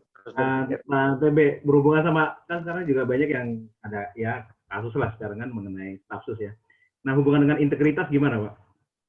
Nah, ini begini, integritas menarik. Menarik gini, saya itu tidak sepakat dengan so-called namanya pengertian pemahaman integritas yang dipakai di Republik ini. Kalau udah ngomong integritas, kayaknya segala-galanya adalah ada kejujuran. Saya bilang enggak, itu nilai. Kejujuran itu nilai sendiri, integritas itu nilai. Integritas apa? Saya memberi makna. Artinya integritas satunya kata, pikiran, dan perbuatan. Itu integritas. Apakah itu jujur? Ya, bisa jujur. Tapi kalau jujur bahwa saya perampok yang punya integritas, ya dia ngaku dia perampok. Dia nggak munafik. Gitu loh, integritas itu. Tapi bukan berarti orang yang berintegritas itu mesti orang baik. Enggak, dia orang yang jujur. Dia orang yang ngakuin dengan ini. Perampok kan juga dia bisa punya integritas kalau pakai pemahaman saya. Cuman di kita sekarang kalau udah integritas, kalau jujur baik itu integritasnya, saya bilang suka-suka lah gitu. Tapi kembali integritas hanya salah satu values, life values. Masih banyak lagi kejujuran, keterbukaan, kontribusi itu life values. Tinggal mau pakai basis life values yang SQ atau IQ kan lain tuh. Yang SQ sekarang life values basisnya yang hati nurani, kalbu tadi itu kan yang kita ingin memberikan manfaat segala macam. Itu sih komentar saya. Jadi integritas itu ibaratnya orang berani mengakui ya. Jadi kayak tadi saya orang perampok yang profesional. Ya, jadi ngomongnya, pikirannya, ngomongnya, perbuatannya enggak munafik. Sejalan ya. Ya, tidak munafik ya. Enggak munafik. Itu orang berintegritas, orang enggak munafik. Itu aja kalau saya. Jadi dia konsisten ya, ngomongnya A ya A, ngomongnya B ya B gitu ya. Kalau orang Medan konsisten. Rampok itu jujur ya. Sikap ya, jadi integritas itu sikap dari komitmen seseorang gitu ya. Kalau dia memang diberi tanggung jawab ya tanggung jawab gitu ya. Iya. Barangkali lebih cocok sih enggak munafik lah ya. Enggak munafik ya? Enggak munafik. Nah, jadi kalau memang dikasih ya ambil. Jadi enggak tapi diambil juga ya. Nggak tahu lah sekarang disebarkan kayak gitu. Sama juga nih nyimpang ya, tapi juga sama. Kalau di SMI itu yang disebarkan sekarang tupoksi, tugas pokok. Saya bilang keliru. Harus mulai dengan role. Job role dulu, baru tugas. Bukan tugas role dulu. Itu karena yang ngomong bukan orang yang belajar SDM, tapi karena ada pejabat, semuanya disebarin. Saya mau komentar apa? Gitu. Ini contoh kan. Karena apa? Dia lupa berpikir apa tujuan dia menyampaikan definisi. Tujuannya apa? Definisi kan cuma means ya, cara. Itu kan saya bilang berpikir tujuan sama caranya, dia berpikir manajemen itu dampaknya yang tadi saya cerita di awal itu luar biasa. Kita nggak sadar. Jadi berpikir manajemen sama pinter aja beda ya Pak ya? Kan sekarang kan banyak isu dengan milenial kan banyak yang pinter. Ya. Pinter itu banyak loh. Tapi berpikir manajemennya kan bisa berbeda ya? Bisa, Pak. Kan gini, hari-hari kita hidup berpikir manajemen loh, Pak. Tiap hari pun kita hidup kalau pakai manajemen udah ngawur kita, Pak. Tapi banyak orang nganggap kalau manajemen itu ada ilmu sekolahan, yaitu plan. Bukan berpikir, itu harus jadi mindset kita. Bahwa Anda hidup pun harus berpikir manajemen. Karena kita nggak bisa kan, kenapa? Anda kalau nggak pakai manajemen, Anda tidak berpikir logis, tidak simpatis, tidak pakai akal sehat, tidak jelas pakai ini. Kemudian aplikasinya Anda nggak mau tahu orang lain bagaimana, itu kan berpikir manajemen. dianggap kayak ilmu yang harus sekolah, ada ujiannya. Bukan, saya ngomong seperti itu. Dia nyambung kok. Dia nyambung kok. Boleh. Jadi gini, kalau dilihat di kita ini ya, banyak konsepnya adalah tadi kasus dibenturin dulu, baru dibenerin. Jadi nggak dipikirin secara manajemen ya. Ya mungkin seperti yang kasus COVID ini kan sebenarnya dari Januari sudah terketahuan ya di negara lain. Nah, kita masih leha-leha, masih nyantai. Itu tidak berpikir manajemen kan? Enggak, Pak. Iya, enggak bermanajemen itu. Enggak tahu tujuannya apa. Informasi itu tujuannya apa sih ada COVID? Enggak tahu, Pak. Nah, itu. Itu kan simple betul Anda bilang. Itu kan berpikir manajemennya, Pak. Atau misalkan ya, kalau ada gubernur bilang, wah, gua capek deh, yang anak buah gua, rakyat penduduk di daerah gua nggak mau diatur. Jadi gua di-manage. Nggak bisa. Tugas tanggung jawab kewajiban Anda adalah membuat mereka yang tidak mau menjadi mau. Kan tugas tanggung jawab pimpinan, benar nggak? Pemimpin kan begitu.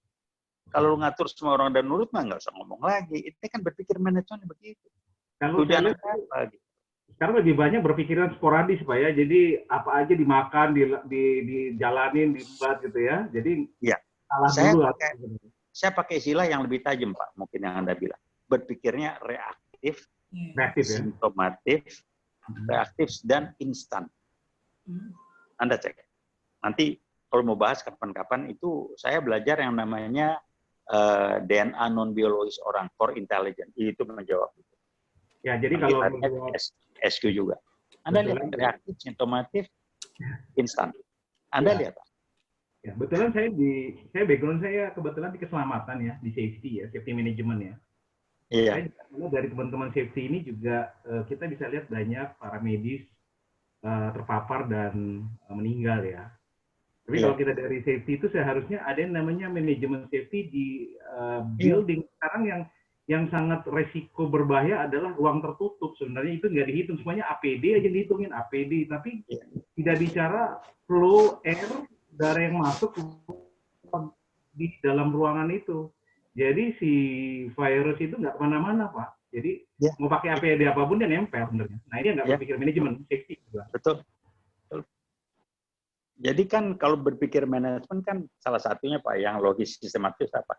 Sebelum Anda meminta seseorang atau sekelompok orang melakukan sesuatu, Anda kan harus tahu bagaimana kondisi orang itu. Bagaimana kita mensosialisasikan ide kita. Kan harus seperti itu, Pak.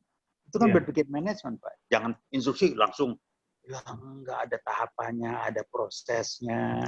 Itu harus manajemen berpikir proses loh, Pak. Nggak bisa kita pengen sekarang langsung nggak, itu proses. Jadi nggak boleh berpikir manajemen itu nggak boleh pulang kampung, tapi boleh mudik. Nah, ya, nggak komentar saya, Pak. Itu Anda yang ngomong loh ya. Tapi berpikir proses. Berpikir manajemen, maksudnya manajemennya berpikirnya, jadi kadang-kadang mendadak ngomong, tapi nggak, manajemen kan sistematik ya, harusnya logis sistematik dulu kuncinya, Pak. Boleh saya tambahin nggak? Boleh, Pak. Jadi kalau menurut saya semuanya nyambung ya, nyambung dalam arti kata baik di agama gitu kan. Sebenarnya sains itu, ilmu pengetahuan itu bukan bertentangan, justru kita belajar ilmu pengetahuan untuk menebalkan keyakinan kita beragama, bertuhan. Benar nggak? Dan Allah juga menyuruh kita untuk belajar gitu kan. Salah satu contohnya kan dia di agama juga sering kasih tahu ya, artinya menunda kenikmatan. Artinya sesuatu yang tidak terburu-buru. Kan gitu kan. Kalau kita melakukan satu juga nggak boleh terlalu terburu-buru katanya. Satu itu, terus kedua, tadi kita ngomong dari mulai Roger Sperry, Ned Herman, Paul McLean, terus ada siapa? Si Daniel Kahneman. Itu intinya sistem 1, sistem 2, atau hot system, cold system, pada artinya ini hubungan dengan manajemen ya. Kan manajemen juga kan urusan pertamanya planning. Jadi melakukan sesuatu itu dipikirkan dulu. Artinya kita hold, gitu. Kita nggak bisa terburu-buru, bener nggak? Jadi misalnya pertanyaan-pertanyaan itu udah nggak keluar lagi tuh, Kakak Imes. Apakah mudik atau pulang kampung segala macam itu kita nggak usah bahas lah. Artinya dia akan menentukan, individu masing-masing itu akan menentukan sendiri. Misalnya kayak gini, bohong kalau sini bilang stay at home, work from home, semua ngomongnya di rumah, lu berkeliaran juga gitu. Jadi artinya kan judging-nya, putusannya, decision-nya ada di kita. sebaiknya kita mengurangi pertemuan, sebaiknya kita banyakin di rumah. Tapi kalau ada hal yang urgent, ya kan kita pikirkan lagi. Bisa nggak teman kita, bisa nggak saudara kita, kalau kita memang harus yang pergi, ya pergi, kan gitu. Jadi lebih wise lah ya. Ya manajemen itu kan jadinya segala sesuatu itu ya wong dipikirkan dulu. Beribadah aja itu awalnya niat kok. Dan saya setuju dengan Pak TB. Secara mekanisme otak kelistrikan, itu kalau dia nggak punya tujuan yang jelas, destination yang jelas, kasihan tuh otak. Dia energinya nggak final, dia jalan terus tuh. Akhirnya walaupun tidur, kan masih jalan. Apalagi kalau ada konflik pikiran, ada dua destination. Gitu. Yang satunya ngomong, udah ambil aja. Yang bilang, nggak bisa. Ini sama kan? Udah keluar aja. Jangan. Pencitraan. Ini masa posting di Facebook, rame-rame pergi. Kemarin ada yang ditegur tuh satu media, kita nggak usah ceritakan ya, media siapa. Dia merayakan ulang tahun di kantornya, rame-rame terus posting. Itu ditegur sama media lainnya. Kebetulan dua-duanya temen. Lu hati-hati tuh, ingetin. Karena media sendiri kan dia sebagai yang harus dipanut ya. Dia kan memberikan informasi. Kan lucu aja sementara memberikan informasi begini tapi tidak mencontohi gitu kan.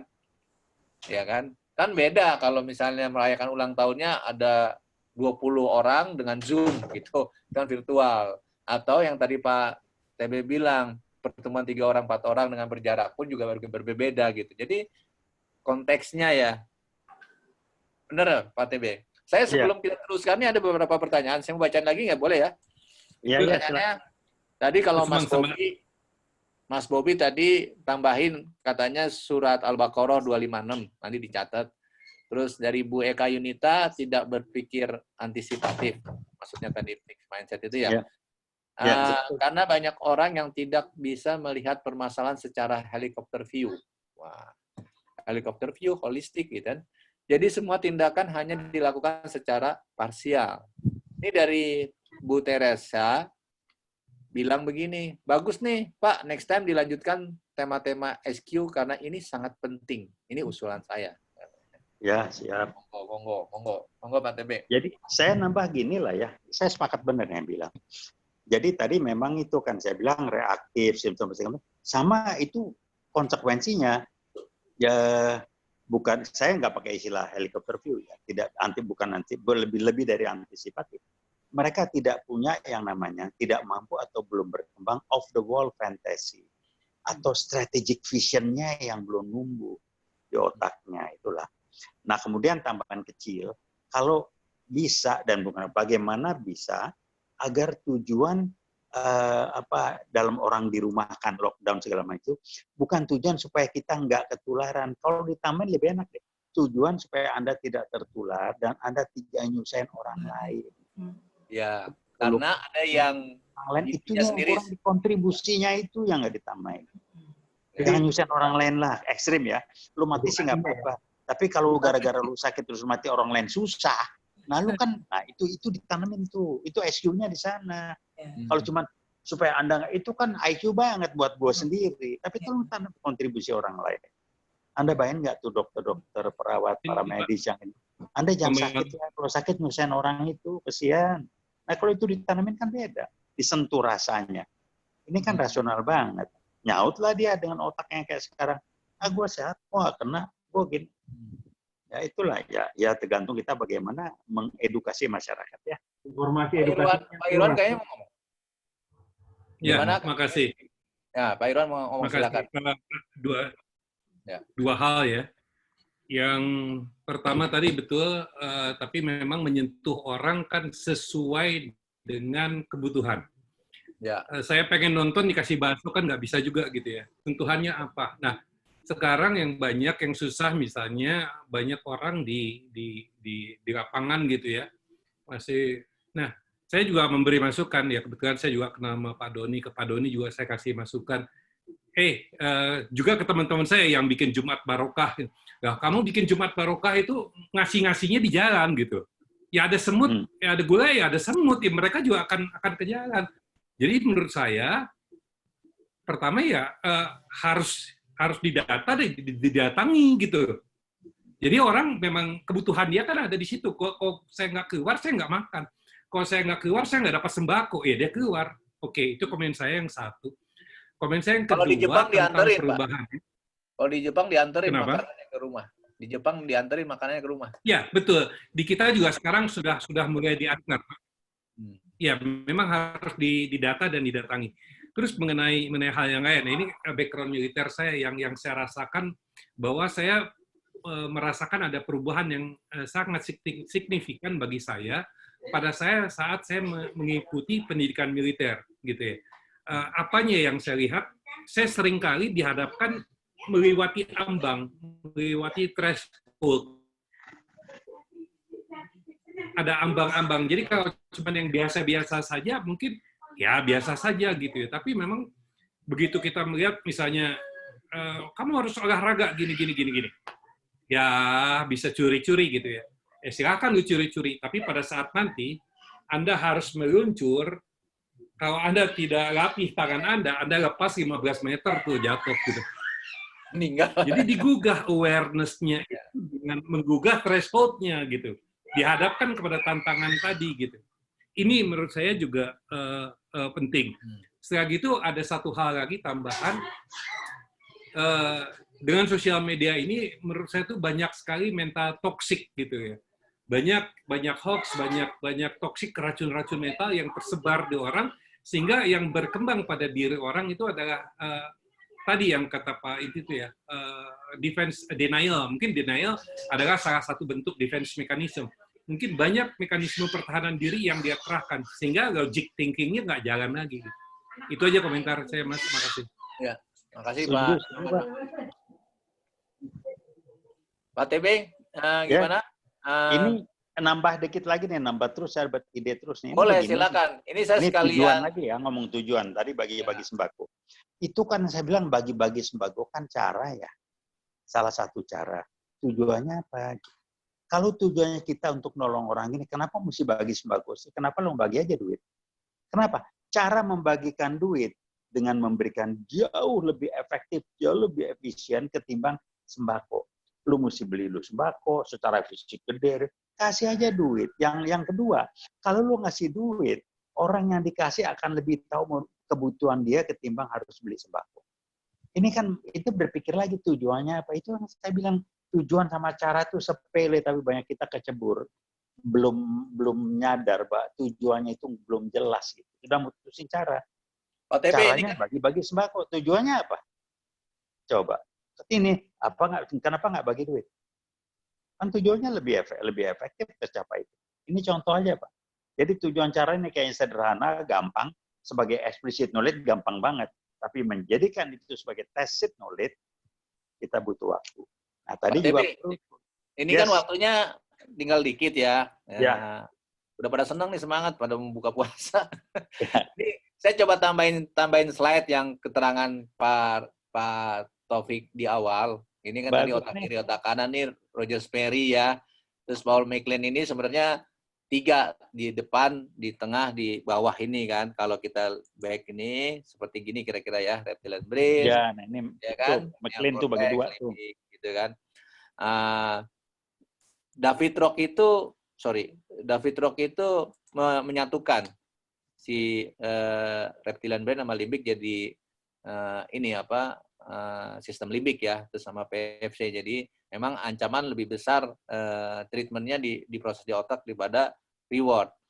Jadi kalau kita terusin yang ini tadi kiri kanan, terus inilah keluarnya nih Pak Taufik nih prosesnya. Ya. Karena yang multiple intelligence itu awalnya di korteks bagian luar doang.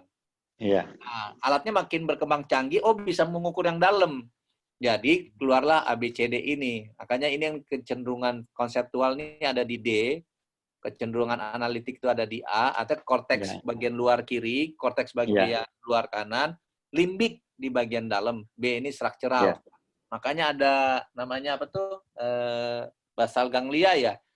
Dia berurutan gitu. Kalau mau terapi harus urutan. Kalau berhenti ngerokok berhenti terus nggak bisa. Jadi kalau yang ini rules and regulation oriented lah ya. Iya, jadi teman-teman dapat akhirnya keluarlah gini, jadinya dibagi 4. Ini Ya, kan Herman Brain betul. ya, All Brain. Herman ini betul. Jadi banyak sih kalau kita mau kita pelajarin gitu kan supaya memperkaya wawasan. Sebelum kita lanjutin nih ada satu komen lagi. Saya nanya sederhana aja sih ke Pak TB. Jadi tadi kita balik lagi ke topik kita, berpikir manajemen sama manajerial, kemampuan manajerial sama apa berbeda tuh, Pak TB? Saya nggak gitu ngerti persis ya ini terminologi. Tapi menurut saya sih, saya melihatnya berbeda ya. Kalau manajerial itu lebih ke apa ya? Ke kompetensi atau kompetensi melakukan melakukan langkah-langkah manajemen yang kalau yang saya maksud berpikir manajemen itu menjadikan itu mindset yang kita akan bisa manfaatkan dalam kehidupan sehari-hari. Kalau manajerial saya berpendapat lebih untuk mengelola sesuatu gitu, satu kegiatan kayak di bisnis, di mana, di kantor ini, organisasi. Saya melihatnya lebih begitu. Ini mungkin yang lebih ngerti lah menjelaskan perbedaannya ya. Saya mungkin keliru. Ini ada satu lagi nih, pertanyaan 2 sih. Saya bacain ya. Sebentar. Di mana? Oke. Dari Pak Saunan ya, yang tadi di Tegal. Selama ini saya pikir nilai integritas dan kejujuran itu konotasinya positif. Ternyata seorang rampok pun bisa berintegritas ketika dia jujur bahwa memang dia rampok. Satunya kata dan perbuatan. Tolong pencerahannya. Terus dari Mas Lugu, Pak Lugu, Mas Luki, ini kakak saya nih. Tolong dikaji lebih dalam tentang surat Al-Baqarah 256 menurut Pak Taufik. Waduh. Ini gue jadi terakhir dari Bu Eka Yunita, apa bedanya integritas dan komitmen? Dah, 3 itu aja, Pak. Monggo, saya Pak. coba ya. Kalau ayat tadi kalau dibacain kali saya bisa ngomong dikit ya. Saya munculin deh kalau gitu. Ayatnya bisa saya munculin. Sebentar. Iya. Kalau integritas, saya usul, mari kita sepakati bagaimana sebagai orang yang tidak munafik. Jadi gampang lah ya, orang yang tidak munafik itu orang yang punya integritas. Nah, kaitan dengan komitmen itu adalah janji kita pada diri kita sendiri, kalau pakai agama, Allah yang sebagai saksinya. Jadi komitmen itu bukan dengan ini, saya memberikan komitmen tertulis. Komitmen itu nggak perlu tertulis. Kalau tertulis sudah namanya, rules itu. Komitmen itu hanya berlaku pada orang yang punya spiritual intelligence tinggi atau komitmen yang basisnya spiritual intelligence. Komitmen itu janji pada diri sendiri yang bisa saja janji itu terkait dengan orang lain. Jadi orang yang punya saya komit untuk begini-begini, itu nggak usah diomongin ke orang-orang. Komitmen bisik-bisik aja barangkali, tapi kalau teriak saya akan berkomitmen, ya itu mah janji lah ya. Komitmen kan lebih spiritual sifatnya. Kalau janji itu kan lebih rasional segala macam. Itu sih ya, ayat tadi apa? Bunyinya apa ya? Nanti tolong dibenerin Mas Agung. Artinya gue bacanya lelet. Mas Bobi. Ini kalau benar ya, 256 Al-Baqarah. Tidak ada paksaan dalam menganut agama Islam. Sesungguhnya telah jelas perbedaan antara jalan benar dan jalan yang sesat. Barang siapa ingkar kepada Allah, beriman kepada Allah, maka sesungguhnya dia telah berpegang teguh pada tali yang sangat kuat yang tidak akan putus. Allah mendengar, Maha mengetahui. Nah, silakan. Ini Pak, saya memberi makna ayat yang tadi itu kan menyampaikan suatu belief pada kita. Itu belief tuh Pak. Bahwa kalau Anda sudah tidak percaya lagi begini-gini, lu mau bagaimana? Kan yang tadi ayat itu kan jelas bahwa Allah menjanjikan, itu kan belief. Jadi kalau kita sudah nggak percaya, ya susah. Agama itu kan belief, iman itu belief. Dan belief itu kalau udah sampai yang saya sebut dengan conviction, termasuk conviction yang jelek pun, orang bom bunuh diri itu conviction Pak beliefnya. Sayang teman ya. Nah kalau udah belief agama yang benar itu kan jadi di diri kita Pak. Karenanya, nah ini nyambung barangkali Pak ya, dan keprihatinan saya banyak proyek yang pada jadi ustadz atau ustazah dadakan itu saya bilang buat apa dia begitu ya, nggak ngerti tujuannya apa sih, nunjukin ke orang-orang atau dia ini nggak jelas, ajar nanti dia pakai dalih kan ada ayatnya, sampaikanlah walau satu ayat sekalipun, lah jadi kemana-mana lagi. Tujuannya apa gitu, nyampaikan gitu. Padahal saya mengatakan salah manusia yang paling mulia di hadapanku, ayatnya nggak tahu saya, tapi saya ingat adalah orang yang paling memberikan manfaat pada orang lain yang rahmatan lil alamin. Itunya nggak dikerjain. Jadi ya ini tergantung keyakinan kita lah. Kalau kita yakinnya setengah-setengah kan gambaran keimanan kita juga. Jadi kembali apa yang kita sampaikan, sejauh mana itu kalau benar, sejauh mana itu sampai jadi keyakinan kita. Kemudian coba kita tanya ke Mas Bobi ya. Tadi benar nggak itu yang ayat yang dimaksud? Iya benar. Benar. Benar, nggak usah pakai kamera apa ya? Nggak apa-apa. Yang penting suaranya jelas. Iya. Oh, maaf. Ya la ikraha fiddin, tidak ada paksaan dalam dinku kata Allah. Kalau apa tadi? Aku jadi lupa ya. Tadi Pak Topik ngomong barusan Pak Topik. Jadi lupa ya. Tadi kan tidak ada paksaan dalam menganut agama. Di sini dalam kurung Islam yang dimaksud. Sesungguhnya telah jelas perbedaan antara jalan yang benar dengan jalan yang sesat. Jadi tadi dalih orang suka berbicara, sampaikan walau satu ayat. Sebetulnya belum cukup matang. Nah itu betul. Kan itu ininya sendiri adalah sampaikan, kok jadi lupa ya. Aneh gini, sampaikan satu ayat sebetulnya, balighu anni walau ayah, itu Pak hadisnya, balighu anni walau ayah. Nah balik itu sendiri kata-katanya matang, jadi bukan sekedar sampaikan, tapi matangkan satu ayat. Ketika dia sudah matang, sudah menjadi perilaku, sudah sesuatu yang betul-betul dipahami, baru sampaikan dia gitu. Nah, persoalannya betul. Belum matang langsung bicara Pak TB. Ya, betul. Sepakat. Gimana nih Mas Agung, Mas Luki, yang tadi menanyakan? Bisa? Alhamdulillah ya. Belief itu kan nggak bisa dipaksa ya. Agama itu kan belief. Suaranya masih kecil ya. Suaranya masih kecil. Nanti diperbaiki lagi deh. Secara basic kan yang membedakan kita dengan makhluk lain itu adalah kita punya kehendak gitu. Kita punya kehendak untuk memilih.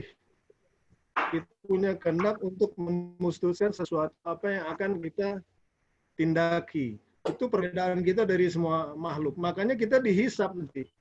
Kita di perilaku kita, perkataan dan semua tindak tanduk kita diperhitungkan. Kenapa? Karena diberikan kemampuan memilih.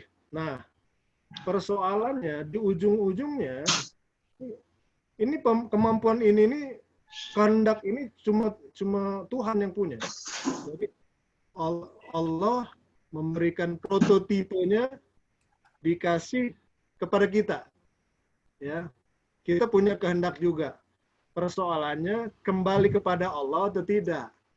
Ini persoalannya. Ya, persoalannya di ujung-ujung kita ingin jadi Tuhan, Mbak OTB. Kita ingin jadi Allah. Tuhan ini bahayanya di sini sebetulnya. Mungkin gini, mungkin takutnya terlalu tinggi nih, tapi kira-kira mungkin seperti itu. Gitu kali Bang. Ya. Nanti kita bahas ya. Jadi nanti mudah-mudahan insya Allah Mas Bobi buka di hari Minggu ya. Ini kita udah lewat waktunya. Mungkin sebelum Pak Taufik mau menutup, nanti yang lainnya kita bisa teruskan di WhatsApp group. Ada closing statement atau gimana Pak TB? Saya ada satu kali share lagi nih. Tadi berkaitan dengan ini. Bisa kelihatan ya. Jadi sekarang macam-macam nih Jadi nggak cuma IQ, ada EQ, ada IQ, ada SQ. SQ-nya ada 2 sekarangnya, ada sosial, ada juga spiritual ya. Terus ada health quotient, ada creativity, ada moral. Jadi bersemangatlah belajar. Silakan Pak TB, closing statement karena waktu sudah hampir selesai. Ya. Jadi closing statement saya cuma pengen bilang terima kasih banyak. Kemudian mudah-mudahan niat saya untuk bisa berbagi dirasakan manfaat dan bisa dimanfaatkan. Dan saya berterima kasih setelah bersyukur, saya belajar banyak betul dari diskusi kita hari ini dan membuat wawasan saya lebih luas. Ya. Sehingga dengan kita saling berbagi ini, learning mental kita kan jadi berkembang terus barangkali itu. Mudah-mudahan dengan nawaitu yang baik, kita akan bisa memperoleh manfaat dan juga bermanfaat buat orang lain. Assalamualaikum warahmatullahi wabarakatuh. Waalaikumsalam warahmatullahi wabarakatuh. Terima kasih. Mas Bobi, boleh nggak Mas Bobi? Mas Bobi? Ya. Boleh minta saya, Mas Bobi, nyampaikan doa? Ya, cukup 3 menit kali sebelum kita bubar. Udah nggak usah lah, langsung sendiri aja doanya. 1 menit kalau nggak. Ya, bismillahirrahmanirrahim. Astagfirullahaladzim, astagfirullahaladzim, astagfirullahaladzim. Rabbana zolamna anfusana wa ilam taghfir lana tarhamna lana kunanna minal khasirin. Rabbana atina dunya hasanah wa fil akhirati hasanah wa qina azabannar. Ya Allah, janganlah Engkau condongkan kami kepada kesesatan setelah Engkau berikan kami kebenaran yang hak sisimu ya Allah.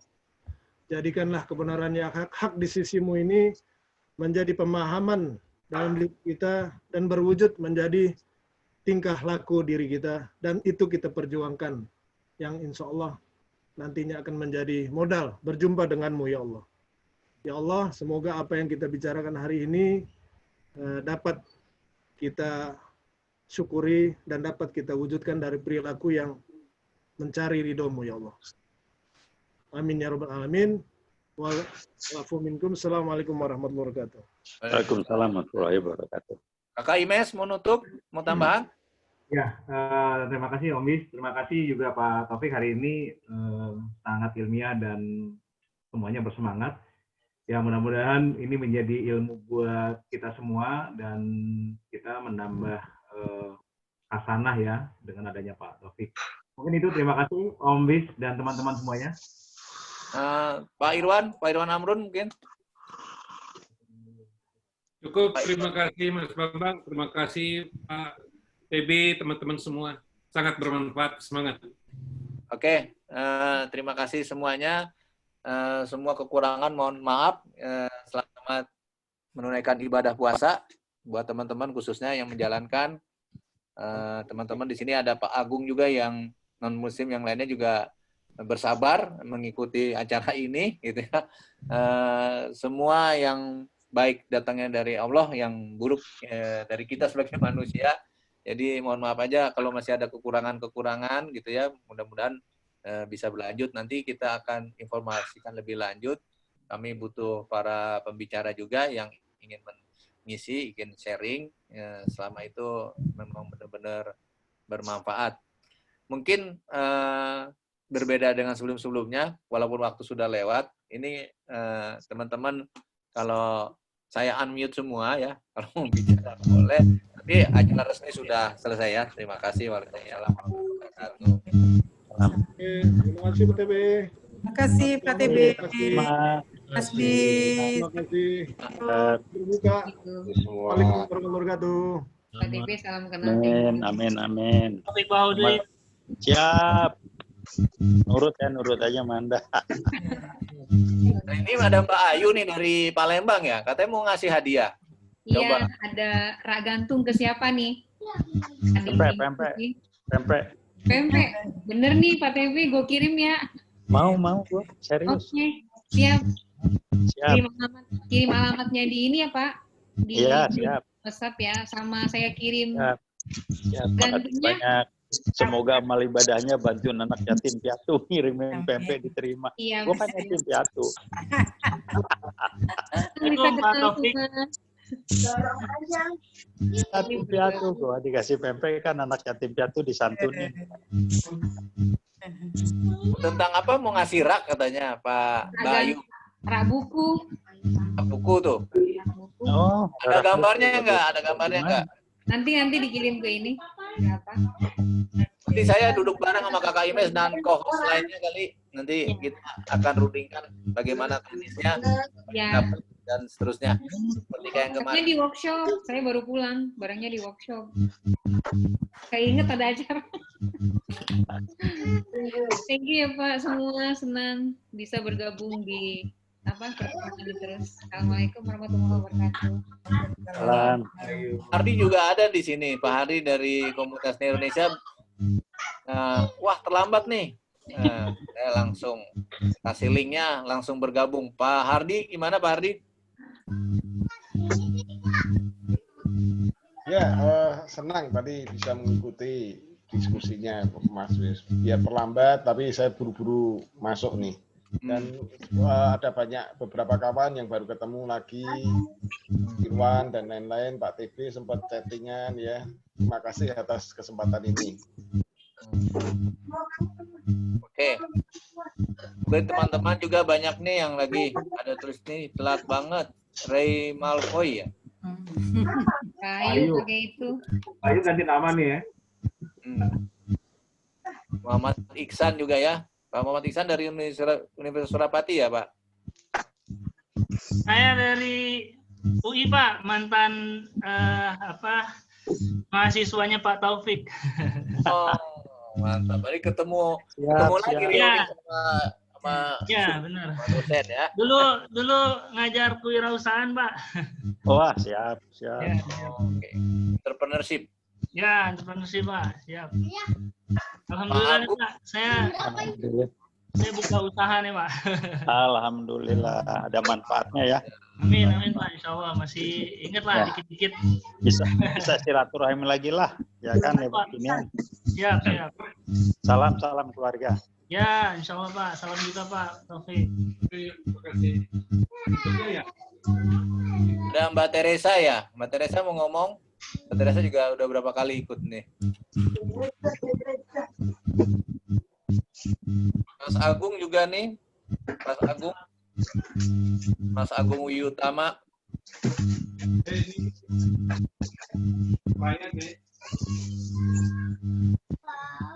Oke, kita tutup semua ya. Teman-teman udah siap-siap mau buka puasa. Selamat berbuka puasa gitu ya. Kita ketemu lagi, mudah-mudahan bermanfaat. Terima kasih. Waalaikumsalam warahmatullahi wabarakatuh. Waalaikumsalam warahmatullahi wabarakatuh.